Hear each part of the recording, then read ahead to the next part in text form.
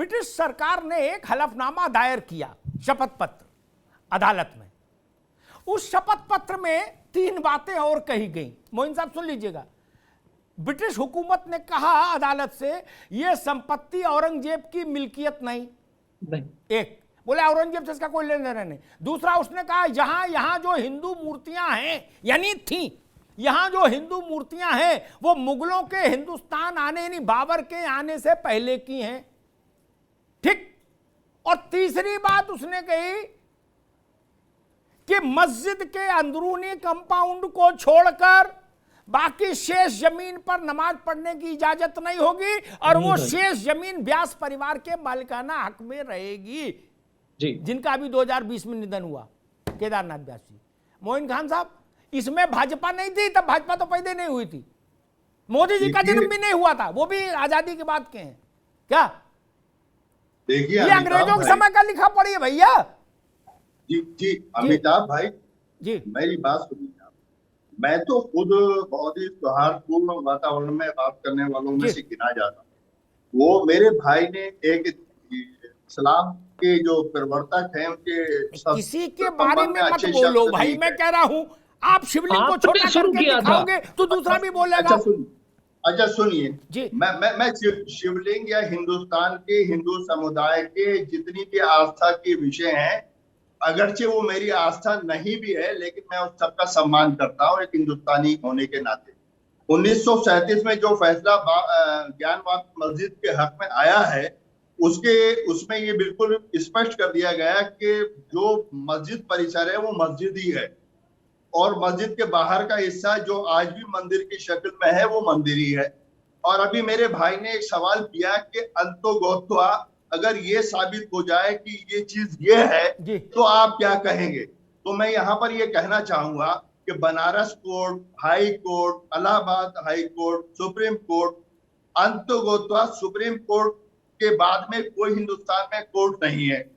अभी इस मामले को आप आने तो दीजिए, सौहार्दपूर्ण वातावरण में डिस्कशन करिए, डिबेट करिए, लोगों से अच्छे वातावरण में बात करिए, लेकिन किसी धर्म के इष्टों के बारे में इस तरह की टिप्पणी नहीं करें। मोइन खान साहब एक मिनट रुकिए, एक बात कर दो, अजय जी आ रहे हैं बस। Supreme court, high court, international court, Hague में जो है वो सब जोड़ लो क्या, लेकिन ये शिवलिंग है नहीं है तो कितना प्राचीन है ये वैज्ञानिक ही बताएंगे। ना हाई कोर्ट बताएगा, ना सुप्रीम कोर्ट बताएगा, ना अंतरराष्ट्रीय कोर्ट बताएगा। मैं तो एक मिनट मालिक, एक मिनट मित्र, मान लीजिए अभी परसों केंद्र की सरकार उस इलाके को अधिग्रहित करे एक एग्जीक्यूटिव ऑर्डर से, ठीक, सीआरपीएफ ऑलरेडी है, और उसी दिन एक नोटिफिकेशन निकाल दे कि भाई जो हैदराबाद की फॉरेंसिक लैब है उसको डायरेक्ट करते हैं कि जाइए वहां रहिए और 1 महीने के अंदर केंद्र को रिपोर्ट दीजिए।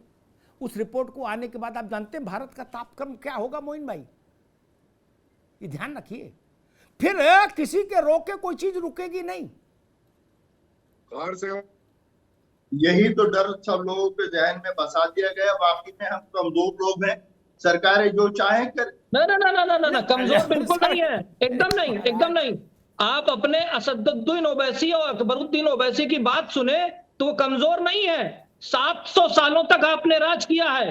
15 मिनट के लिए पुलिस हटा दी जाए तो हिंदुस्तान का रंग बदल देंगे।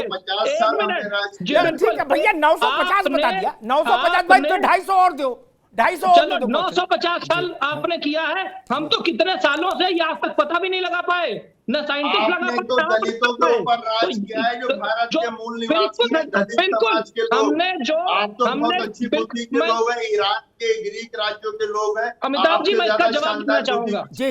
अमिताभ जी मैं इसका यहाँ के मूल निवासियों को गुलाम बना दिया। मोइन खान साहब आप जवाब सुनिए। ये कहा जाता है ना कि दलितों पे अत्याचार हुए, उन दलितों का जो हिस्टोरिकल इंजस्टिस हुआ है उसको कॉन्स्टिट्यूशन कंपनसेट कर रहा है, रिजर्वेशन दे रहा है, सपोर्ट दे रहा है। 900 सालों तक मुसलमानों ने अत्याचार किया है, मुगलों ने अत्याचार किया है, उसको कंपनसेट कौन करेगा? कंपनसेट यही कॉन्स्टिट्यूशन करेगा। यही बाबा अम्बेडकर की सबसे बड़ी बात है।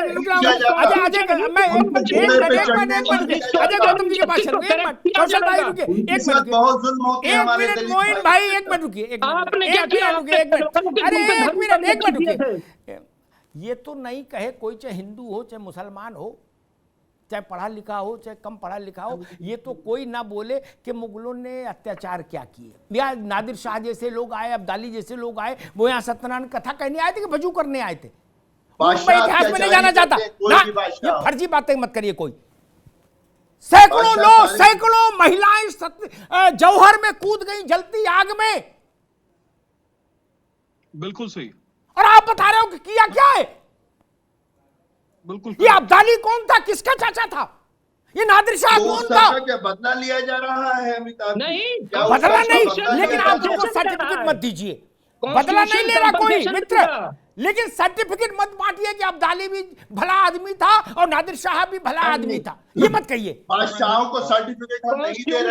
अजय गौतम जी, ठीक है, कौशल जी आएंगे। अजय गौतम जी, मसला यही है, आप नादिर शाह से अलग खड़े होइए, अब्दाली से अलग खड़े होइए, चंगेज खान से अलग खड़े होइए, औरंगजेब से अलग खड़े होइए। बादशाहों के साथ नहीं है हम। अजय गौतम जी अभी औरंगजेब के पक्ष में खड़े थे।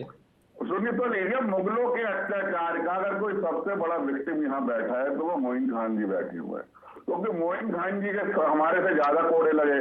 मोइन खान जी को हमसे ज्यादा अत्याचार किया और इन्होंने अपना धर्म छोड़ के इस्लाम स्वीकार कर लिया। मैं कौशल और मेरे भाई है, ये तो जजिया में दे दिया, कोड़े भी खा लिए, लेकिन अपना धर्म नहीं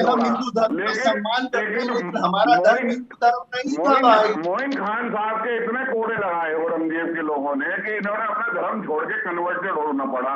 अब देखिए, आपने तो अकबर को दामाद बना लिया। अरे आपने तो अकबर को दामाद बना लिया। सुन तो लीजिए, इस देश के अंदर सिर्फ बुखारा परिवार है जो 13 पीढ़ी पहले बुखारा से आया था, उसके अलावा जितने भी है वो सब यही कन्वर्टेड है। कोई 2 आप ईरान की ब्रीड है, आप हिंदुस्तानी नहीं है, आप मुगलों के अत्याचार के सबसे ज्यादा शिकार हुए कि आपको अपना धर्म छोड़ना पड़ गया। हमें तो अपना मंदिर छोड़ना पड़ा, अपनी जमीन छोड़नी पड़ी। हमने न कल धर्म छोड़ा था, आज अपना धर्म छोड़ना पड़ गया। हम कल भी मुसलमान थे, आज भी मुसलमान हैं, और कल भी हिंदुस्तानी मुसलमान रहेंगे।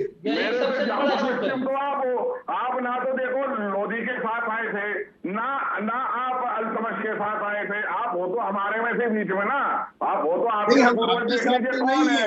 आपके पूर्वज हिंदू थे नहीं, वो ये पूछ रहे हैं आप बाबर के साथ आए थे कि लोधी के साथ आए थे कि खिलजी के साथ आए थे, वो ये पूछ रहे हैं जय गौतम। बस इतना पूछ रहा हूँ मैं। नहीं, हम तो बता रहे हैं, हम तो हिंदुस्तानी थे कल भी आज भी। और बादशाहों में कुछ अच्छे बादशाह भी थे, कुछ बुरे बादशाह भी थे, जैसे कंस बुरे बादशाह थे, रावण बुरे बादशाह। अच्छे बादशाहों के नाम बताइए। आप हमसे ज्यादा शिकार हुए मुगली अत्याचार के। छोड़ो बादशाहों का सर्टिफिकेट। विष्णु विनोदम जी, एक बात तो बुनियादी है, जब जो मजहब था ही नहीं जी, तब स्वाभाविक है उसके जितने भी फॉलोअर्स बनेंगे वो दूसरे से टूट के बनेंगे। भाई जो चैनल था ही नहीं, जो नया चैनल खुलेगा वो पुराने चैनलों से दर्शक पाएगा ना। अमिताभ जी एक बात बताओ, बाकी में कन्वर्जन हुआ, लेकिन जिस कम्युनिटी से मैं ताल्लुक रखता हूं बाहर से थे, ये कैसे मान लेके कन्वर्जन नहीं हुआ थे और आज भी जी।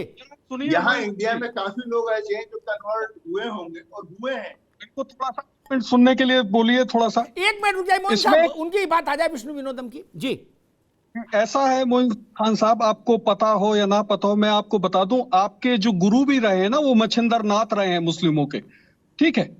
ये सनातन धर्म से निकले हुए फॉलोअर है। ऐसे जैन धर्म हो गया हिंदुओं से ही निकला है, सिख धर्म हो गया हिंदुओं से ही निकला है। ये आप लोग समझ क्यों नहीं रहे, बेस में जा क्यों नहीं रहे? आप अपने आपस में ही लड़ रहे हैं। हाँ? इस चीज को अगर आप समझेंगे सबसे ज्यादा पक्ष हमने मुस्लिम का लिया, मैंने और हिंदू धर्म कृष्णम नहीं, दो सनातन धर्म जिसको हम हैं उर्दू में दीन जिन्होंने कय्यम कहते हैं, बाकी में लेकिन सनातन आज धर्म जो समय बहुत आ गया प्राचीन है, धर्म है। आप सुनिए, सनातन ये धर्म बहुत मोहन खान प्राचीन साहब, धर्म है, उसका हम मोहन आदर खान साहब करते एक हैं। अगर हमारी आस्था आप नहीं सुनिए है तो सही, तब बार भी बार हम आदर सनातन का धर्म का आदर करते हैं। और सनातन धर्म से जो और पंथ निकले, जैन धर्म हो या सिख धर्म हो, उनका भी सम्मान है, क्योंकि हम एक सेकुलर मुल्क में रहते हैं, सबका सम्मान करना चाहिए।